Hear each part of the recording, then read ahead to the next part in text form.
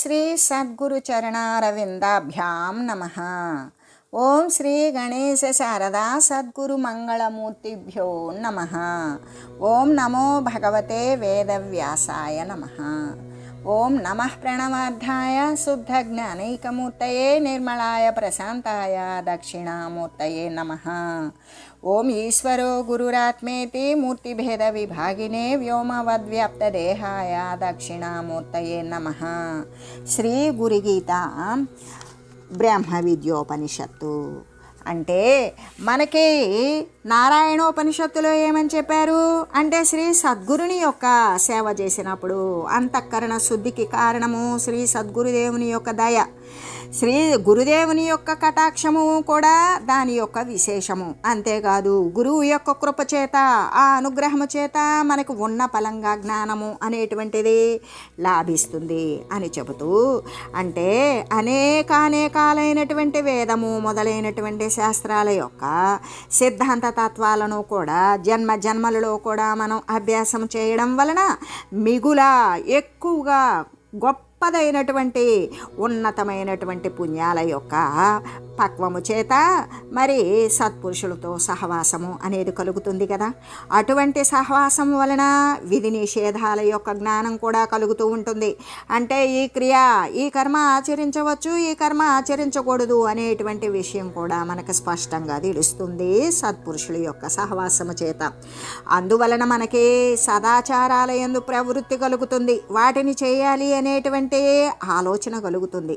ఆ సదాచారాల యొక్క అనుష్ఠానం వలన మరి సకల దురితాలు, అనేక శరీరాలలో ఉత్పన్నమైనటువంటి పాపపంకిలమైనటువంటి ఆలోచనల ద్వారా ఉత్పన్నమైనటువంటి ఏ యొక్క మురికి విషయాలు అయితే ఉన్నవో, పాపాలు అయితే ఉన్నవో అవన్నీ నశించిపోతాయి.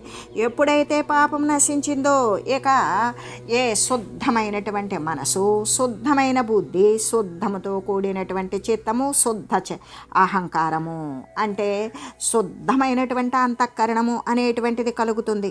అంటే ఎప్పుడైతే చిత్తము, మనసు మాలిన్యరహితమై అంటే నిర్మలమై అయింది కదా, దాని చేత శ్రీ సద్గురుదేవుని యొక్క కటాక్షపాతము, శ్రీ సద్గురుమూర్తి యొక్క కటాక్షము, ఆ చూపు యొక్క చివరి అంశం యొక్క అంటే కొద్దిపాటిదైనా సరే అనుగ్రహం అనేటువంటిది కోరుతూ ఉంటుంది ఆ యొక్క నిర్మలమైనటువంటి చిత్తము.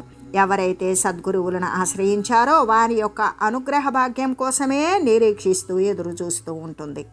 అలా ఎల్లవేళలా కోరుతూ గురువు యొక్క శుశ్రూష, సేవ అనేటువంటిది చేయడం ద్వారా ఆయన యొక్క కటాక్షము, అనుగ్రహంతో కూడినటువంటి చూపు ఆ యొక్క శిష్యులపై ప్రసరించబడుతుంది.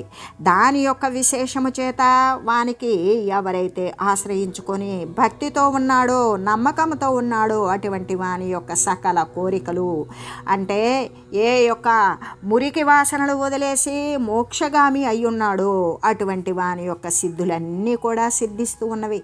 సకల ప్రతిబంధకాలు కూడా పూర్తిగా నశించిపోతూ ఉన్నవి. మోక్షానికి ఉన్నటువంటి ఏ విఘ్నాలైతే మోక్షం చెందడానికి మరి ప్రతిబంధకాలుగా, వాసనారూపాలుగా ఉన్నవో అవన్నీ కూడా కొద్దిగా కూడా మిగలకుండా నశించిపోతూ ఉన్నవి. ఇలాగా సకల శ్రేయస్సులు, వాడికి ఏదైతే మోక్షము చెందడానికి హితాన్ని కూర్చేటువంటి విషయాలు ఉంటాయో అవన్నీ కూడా స్వయంగా వాటంతటికి అవే వీని యొక్క ప్రయత్నం మేరకు, గురుదేవుని యొక్క అనుగ్రహం మేరకు అవన్నీ వచ్చి చేరుతూ ఉంటాయి. అయితే ఎలాగంటే ఏ ప్రకారమైతే పుట్టుగుడ్డిగా ఉన్నటువంటి వానికి రూపజ్ఞానము, ఒక వస్తువును గురించి తెలివి అనేది లేకుండా ఉంటుందో అదే ప్రకారంగా శ్రీ గురుదేవుని యొక్క ఉపదేశం లేనటువంటి వానికి కోటి యుగాలు గతించిపోయినప్పటికీ, అంటే అనేక కోట్ల శరీరాలను వాడు ధరిస్తూ వదులుతూ ఉన్నప్పటికీ కూడా గురుదేవుని యొక్క దీక్ష లేకపోతే, గురువు యొక్క అనుగ్రహం లేకపోతే వానికి పరమాత్మ తత్వాన్ని గురించి తత్వజ్ఞానము అనేటువంటిది కలగదు. అందువలన శ్రీ సద్గురు కటాక్షలేక్ష విశేషము చేత ఎల్లప్పుడూ కూడా అలా కలగదు. కాబట్టి శ్రీ సద్గురుమూర్తిని ఆశ్రయించాలి. ఆయన యొక్క కడగంటి చూపు యొక్క విశేష భాగ్యము చేత శీఘ్రకాలంలోనే త్వరితగతినే వాడు శాశ్వతమైనటువంటి పరమాత్మ స్వరూపమైన తత్వజ్ఞానాన్ని పొందగలుగుతున్నాడు. అంటే శ్రీ సద్గురూపదేశము అనేటువంటిది లేకపోతే ఎన్ని ప్రయత్నాలు చేసినప్పటికీ కూడా వాడు గుడ్డివానిలాగానే, ఎటువంటి విషయ సంబంధమైనటువంటి జ్ఞానం లేనట్లుగానే వాడు పరమాత్మ స్వరూపాన్ని, ఉపదేశం లేనటువంటి వాడు పరమాత్మ స్వరూపాన్ని గురించి తెలియగలుగుతాడా? ఎప్పటికీ తెలియజాలడు. అంటే సద్గురూపదేశం కలిగి ఉన్నదనుకో, వాడు నేత్రాలు ఉన్నవాడు వస్తువు యొక్క స్థితిని, వస్తువు యొక్క తెలివిని కలిగి ఉన్నట్లుగానే సద్గురువుని యొక్క ఉపదేశము చేత పరబ్రహ్మతత్వాన్ని ఎరుగుతాడు. అంతేకాదు కృతార్థుడు అవుతాడు అని చెబుతూ, అంతేకాదు అందుకే ప్రతి ఉపనిషత్తు ఎందు కూడా ఏమి చెబుతుంది? శాస్త్రాలు అధ్యయనం చేసినాక శాస్త్రం మళ్ళీ బోధించేదేంటి? సద్గురువును ఆశ్రయించు, సజ్జనుడు సాంగత్యం చేయి, సత్యాస్త్ర శ్రవణం చేయి అనే చెప్తూ ఉంటుంది. ఎందుకు? ఈ సత్యాస్త్రాన్ని అనుసరించినప్పుడు సజ్జన సాంగత్యం చెప్తుంది. సజ్జనుడు అనేటువంటి మహనీయులు, సాధు మహనీయులు వారే సద్గురువులు రూపంలో ఉంటారు అనే చెబుతూ, అంటే గురుసేవ అనేటువంటి దానిని గురించి బ్రహ్మ విద్యోపనిషత్తు కూడా ఈ విధంగా తెలియజేస్తూ ఉన్నది. తస్య దాస్యం సదా కుర్యాత్ ప్రజ్ఞయా పరయా సహ శుభం వా శుభవామస్యద్వా యథోక్తం గురుణా భువి. మిగుల ప్రజ్ఞతో కూడుకొని, అంటే ఎంత ప్రజ్ఞ అంటే అది మళ్ళీ వెనక్కి తిరగనటువంటి ప్రజ్ఞతో, అంటే అటువంటి ప్రయత్నముతో, అంత తెలివితో కూడుకొని శ్రీ గురుదేవుని, శ్రీ గురువర్యుని ఎల్ల కాలాల యందు కూడా సేవించాలి. అలా అంటే శ్రీ గురుదేవులు ఆయన ఆజ్ఞాపించినటువంటిది. మరి శ్రీ గురుదేవుడు ఒకవేళ ఆశ్రయించినటువంటి శిష్యునికి ఏదో ఒక ఆదేశం అనేటువంటిది ఇస్తారు.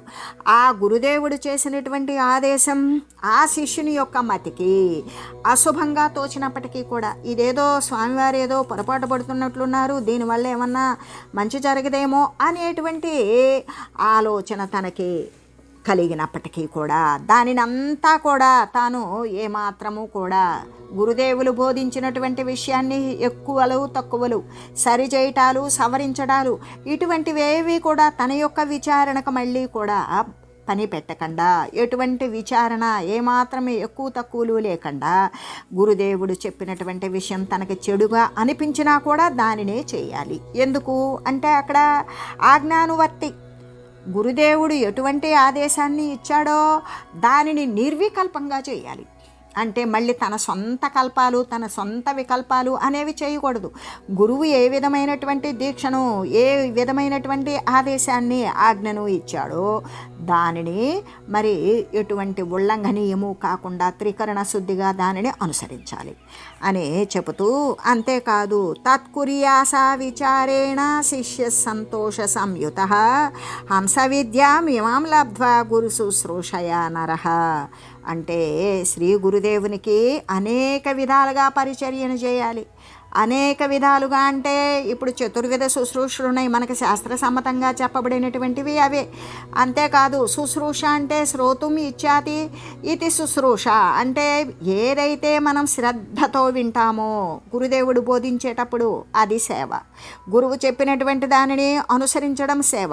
అంతేకాదు స్థాన అంగభావ ఆత్మ శుశ్రూషలు అనేటువంటివి ఇవి కూడా శుశ్రూషలే, సేవలే. అటువంటి అనేక విధాలుగా వారికి సేవ చేయాలి. ఆ సేవ చేసి హంస విద్య అంటే సర్వవ్యాపకమైనటువంటి ఏ పరవస్తు స్వరూపమైతే ఉన్నదో అదే నేను అనే పరమాత్మ తత్వాన్ని తెలిపేటువంటి బ్రహ్మ విద్యను పొందినటువంటి శిష్యుడు శ్రీ గురుదేవుని యొక్క ఆజ్ఞను సంతోషముతో నిండినటువంటి వాడే ఎల్లవేళలా చేయాలి. అందుకే హంస విద్య అంటే దానిని తిరగేయండి, తిరగేస్తే అది సర్వవ్యాపకమైనటువంటి హంస అనేటువంటి పదాన్ని తిరగవేసినప్పుడు సర్వవ్యాపకమైనటువంటి ఏ పరమాత్మ తత్వం అయితే ఉన్నదో అదే నేను, మిగిలినది లేదు. ఎందుకు? పరమాత్మ తత్వం కంటే రెండవది లేదు కాబట్టి అనేటువంటి విద్యనే. అంటే అందుకే ఏమని చెప్తారు అంటే దేహో దేవాలయం ప్రోక్తః జీవో దేవో సనాతనః త్యజేత్ అజ్ఞాన నిర్మాల్యం సోహం భావేన పూజయేత్. ఈ సోహం అనేటువంటిది ఏంటి? హం సహ అనేటువంటి ఈ రూపంలో దానినే హంస విద్య. ఈ ప్రాణాయామ అభ్యాసాలు చేసేటువంటి వారికి దీని యొక్క నామం తెలియకపోయినా ఎక్కడ ప్రాణాన్ని అపానాన్ని నిలబెట్టాలి, ఎక్కడ ప్రకోపింపజేయాలి అనేటువంటి విషయాలను అభ్యాసం చేసేటువంటి వారికి బాగా ఉపయుక్తం అవుతుంది. ఇది వారికి బాగా తెలిసి ఉంటుంది. అందుకే ఎల్లప్పుడూ కూడా అంటే ఏ విద్యలో ఉన్నా కూడా ఆ విద్యకు సంబంధించిన గురుడు ఉంటాడు. ఆ గురువు యొక్క అదే ఆయన చెప్పినటువంటి ఆదేశాన్ని అనుసరించినటువంటి వాడు ఎలా అనుసరించాలి? సంతోషంతో నిండిపోయి చేయాలి. అందుకే గురువు యొక్క సేవ చేత మనకి హంస విద్యాలాభము అనేటువంటిది కూడా చేకూరుతున్నది. అంతేకాదు ఆత్మానమాత్మన సాక్షాత్ బ్రహ్మమ బుద్ధ్యా సునిశ్చలం దేహజాత్యాది సంబంధాన్ వర్ణాశ్రమ సమన్వితాన్ వేదశాస్త్రాన్ని చాన్యాని పాదపాంసు మెపత్యజేత్. అంటే గురువు యొక్క ఆదేశము చేత, గురువు యొక్క ఉపదేశము చేత ఈ హంస స్వరూపాన్ని తెలియాలి. తెలిసి తనను పరమాత్మనుగా సందేహం లేకుండా తెలుసుకోవాలి. హంస స్వరూపం తెలిసినటువంటి వాడు ఆధారం మొదలుకొని బ్రహ్మరంధ్రం వరకు కూడా ఆధార స్వాధిష్టాన మణిపూరక అనాహత విశుద్ధ ఆజ్ఞ మరి ఇక సహస్రారము అనేటువంటి ఈ యొక్క సహస్రార స్థానం వరకు ఆధారం మొదలుకొని హంసని ఏ విధంగా నడిపిస్తూ ఉండేటువంటి వాడు, అభ్యాసం చేసేటువంటి వాడు ఆ హంస యొక్క తత్వం అంటే అది నిశ్చల తత్వం. హంస అనేటువంటిది శాశ్వత తత్వం. అది ప్రక్కకు వెళ్ళిందా శరీరం పతనం జరుగుతుంది. అందుకే ఎల్లప్పుడూ కూడా ఎల్లవేళలా ఎడా పింగళ సుషుమ్న అనేటువంటి శ్వాస రూపంలో ఉచ్ఛ్వాస నిశ్వాసలతో కూడుకొని రేచకపో కుంభకాది క్రియలతో కూడుకొని ఎవడైతే హంస స్వరూపాన్ని పరమాత్మగా ఎవడైతే తెలుసుకుంటాడో అటువంటి వాడు ఆత్మజ్ఞాన సంపూర్ణుడై ఉంటాడు. ఆత్మజ్ఞానంతో కూడినటువంటి వాడు వర్ణాశ్రమ ధర్మాలు కానీ అంటే ఏ యొక్క బ్రాహ్మణ క్షత్రియ వైశ్య శూద్ర అనేటువంటి వర్ణ ధర్మాలకు కానీ మరి బ్రహ్మచర్యము గృహస్థము వానప్రస్థము సన్యాసము అనేటువంటి ఆశ్రమ ధర్మాలు కానీ ఏ ఆశ్రమ ధర్మములో ఉన్నా ఏ వర్ణానికి సంబంధించిన వాడైనా ఈ వేదశాస్త్రాలు అనేటువంటివి. అంతేకాదు దేహజాత్యాది అభిమానాలు, దేహము పొట్టి పొడుగు స్త్రీలు పురుషులు నపుంసకులు ఇటువంటి అభిమానాలు, ఈ కులానికి చెందినటువంటి వాడు అందంగా ఉంటాడు ఇది తక్కువగా ఉంటుంది అనేటువంటి ఈ వ్యత్యాసాలు, ఆత్మబాహ్య విషయాలను ప్రతిపాదించేటువంటి వేదశాస్త్రాలు, ఆత్మకు ఇతరమైనటువంటి విషయాలను గురించి తెలియజేసేటువంటి వేదశాస్త్రాలు ఏవైతే ఉంటాయో వీటన్నింటినీ కూడా బ్రహ్మజ్ఞానానికి ఇవన్నీ కూడా ఆటంకాలే, ఇవన్నీ కూడా ప్రతిబంధకాలే అవడము చేత పాదపరాగంలాగానే వదలాలి. కాలికి అంటుకున్నటువంటి దుమ్ముని కడిగి వేసుకొని లోపలికి వచ్చినట్లుగానే, కాలికి అంటుకున్న బురదని కడిగి వేసుకొని లోపలికి వచ్చినట్లుగానే ఈ యొక్క ఏ బ్రహ్మతత్వానికి పరమాత్మ స్వరూపానికి బ్రహ్మజ్ఞానానికి ఏవైతే ఆటంకాలుగా ఉన్నాయో అవన్నీ కూడా ఆశ్రమ ధర్మాలు కానీ లేదా వర్ణ ధర్మాలు కానీ శరీర ధర్మాలు కానీ అభిమానాలు కానీ ఇవన్నీ కూడా ఆత్మకు ఇతరమైనటువంటి విషయాలు కాబట్టి వేదశాస్త్రాలు కూడా దానిలో వేదశాస్త్రాలు అంటే హెచ్చు తగ్గులు వ్యత్యాసమే ఉంటుంది. ఇవన్నీ కూడా పరబ్రహ్మ జ్ఞానానికి ఆటంకాలే కాబట్టి వాటిని అన్నింటినీ కూడా కాలికి అంటుకున్న దుమ్మును వదిలించుకున్నట్లుగానే వదిలించేసుకోవాలి. అప్పుడు మాత్రమే వాడు ఆత్మజ్ఞాన సంపన్నుడు అవుతాడు అని తెలియజేస్తూ, అంతేకాదు గురుభక్తి కలిగి ఉండవలసినటువంటి కారణం ఎందుకు, అసలు గురువు ఎందు భక్తి ఎందుకు ఉండాలి, ఆ కారణం అనేటువంటిది మనం తెలుసుకోవాలి. అంటే గురుభక్తిని సదా కుర్యా శ్రేయసే భూయసే నరః గురురేవ హరిస్సాక్షాన్యాన్య ఇత్య బ్రవీచ్యుతి. అంటే మోక్షాన్ని పొందడం కోసం గురువు పట్ల మనం ఎందుకు భక్తి కలిగి ఉండాలి? ఆయన ఎవరో, ఆయన పని ఏదో ఆయన చేసుకుంటున్నారు, ఆయన విషయం ఏదో ఆయన చూసుకుంటున్నారు. ఆయన పట్ల మనం ఎందుకు దాసత్వభావంతో ఉండాలి? ఆయన అనుగ్రహాన్ని మనం ఎందుకు కోరుకోవాలి? ఆయన యొక్క జ్ఞానోపదేశాన్ని, ఆయన చేసేటువంటి ఆ యొక్క వాగీంద్రియం ద్వారా వెలువడేటువంటి జ్ఞానబోధన మనం ఎందుకు గ్రహించాలి? ఆయన అనుగ్రహానికి మనం ఎందుకు ఎదురు చూడాలి? ఆయన కరుణా లేశము మనపై ఎందుకు ప్రసరించాలి అని నిరీక్షించాలి? అసలు వీటన్నింటికీ కారణం ఏమిటి అని అంటే మోక్షాన్ని పొందటానికి, వీడు అనేక కోటి కోటి యుగాల నుండి కూడా కోటాను కోట్ల ఉపాధులను పొందుతూ వచ్చాడు. ఆ ఉపాధులను వాడు పొందుతూ వచ్చినప్పుడు మరి శరీరం పోతే శరీరం అనేది ఉత్పన్నమవుతుంది. అది ఈ యొక్క 4 రకాలైనటువంటి ఉత్పన్నాలలో ఏ విధంగా అండజ, స్వేదజ, జరాయుజ, ఉద్భిజ అంటే భూమి నుండి పుట్టేటువంటి వాటిగా, లేదు జరాయుజాలు అంటే మావి ద్వారా పుట్టేటువంటి వాటిగా, మరి అంటే మావి ద్వారా పుట్టేటువంటివి అంటే జంతువులు, మనుషులు, ఇతరమైనటువంటి పశువులు. మరి అండజాలు అంటే గురుడు ద్వారా పుట్టేటువంటివి, ఇంకా అవి పక్షిజాతికి సంబంధించినవి, సరీసృపాలకు సంబంధించినటువంటివి. ఉద్భిజాలు భూమి నుండి మొలకెత్తనివి, మొక్కలు, నదులు, సముద్రాలు, ఇటువంటి స్థావరాలు అనేటువంటివి సర్వము కూడా భూమి నుండి ఉత్పన్నమైనవే కదా, మైదానాలు, పర్వతాలు ఇవన్నీ కూడా. అయితే ఇక్కడ జరాయుజాలు అంటే చెప్పుకున్నాము, స్వేదజాలు అంటే చెమట వల్ల పుట్టేటువంటి క్రిములు, కీటకాలు, నల్లులు, పేలు మొదలైనటువంటివి.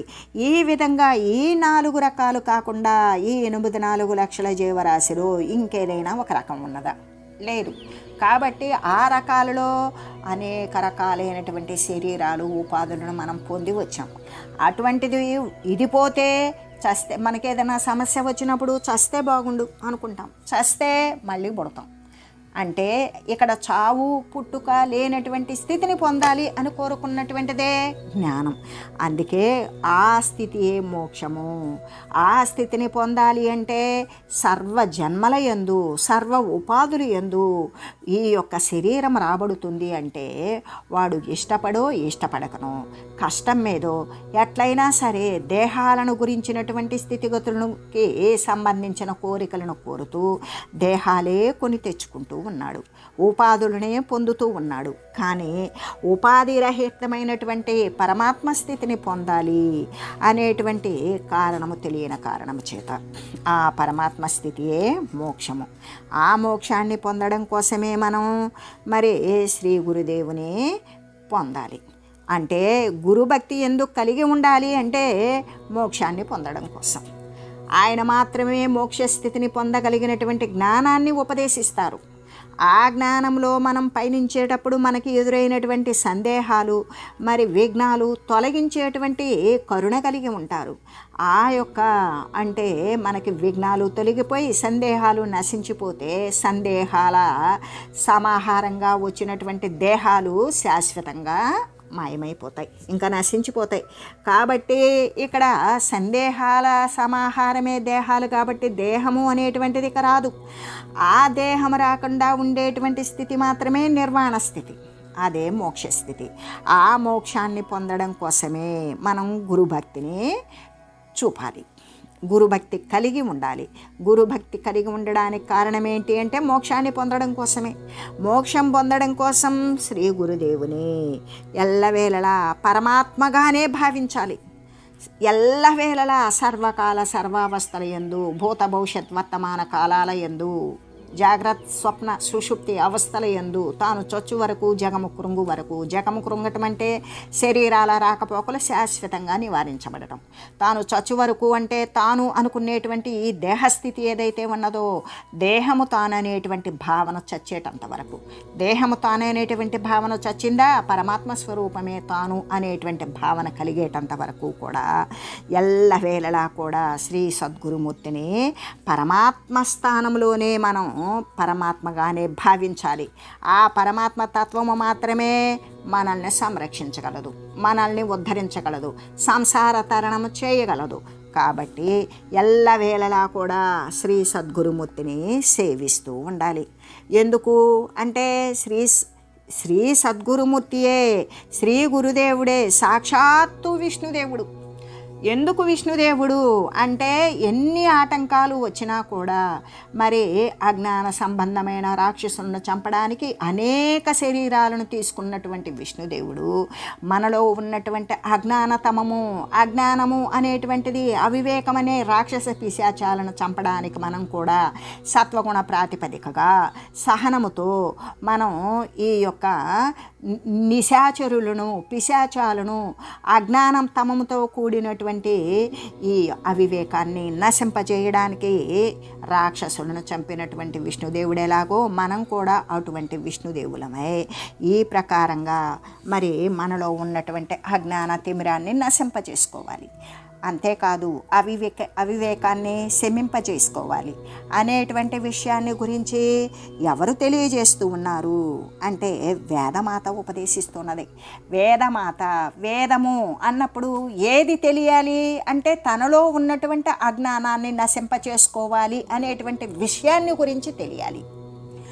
అలా నశింపజేసుకున్నప్పుడు మాత్రమే వాడు పరతత్వాన్ని పొందగలుగుతాడు. పరతత్వాన్ని పొందాలంటే సద్గురుమూర్తి పట్ల చూపవలసినటువంటి మరి ఏ విధంగా అంటే జన్మ జన్మల పుణ్యపాకము చేత వచ్చినటువంటి భక్తి వినయము, ఆ వినమ్రతతో కూడినటువంటి విశ్వాసముతో సద్గురుమూర్తి యొక్క సేవ ద్వారా ఈ విషయాన్ని పొందగలుగుతాము అని చెప్పేటువంటి విషయంగా వేదమాత ఈ విధంగా ఉపదేశిస్తూ ఉన్నది. ప్రతి ఒక్కరికి జ్ఞానాన్ని సముపార్జించండి అనేటువంటి విషయాన్ని గురించే తెలియజేస్తూ ఉన్నది అని చెబుతూ గ్రంథ సమాప్తి యొక్క శ్లోకాలను అంటే యద్యద్భవేత్ తచ్చ గురోః కృపైవ గురుర్ మహేశ సకలం హి విశ్వం నమే ప్రయత్నోత్ర నమే చ వాణి హృది స్థితే భాసతి దేశికేంద్రే ప్రయత్నలేశ భారో మేనైవ భాతి విచారతః గురోః కృపా కాపి సిద్ధా సర్వకార్య విధాయిని గురురేవం పరం బ్రహ్మ గురురేవ దయానిధిః తత్కృపాలేశ మాత్రేణ సర్వం సిద్ధ్యతి నాన్యథ మలయాళ స్వామిమూర్తే ప్రజ్ఞానందఘనం శివం మద్గురోశ్చరణద్వంద్వం సమామ్య మృతసిద్ధయే. రచయిత సాహిత్య శిరోమణి సుధాకర శివచరణం గారు. ఓం మంగళం శ్రీ గురుదేవాయ మహనీయ గుణాత్మనే సర్వలోక శరణ్యాయ సాధురూపాయ మంగళం. ఓం లోక సమస్త సుఖినో భవంతు. ఓం శ్రీ సద్గురు పరబ్రహ్మార్పణమస్తు. ఓం తత్సత్.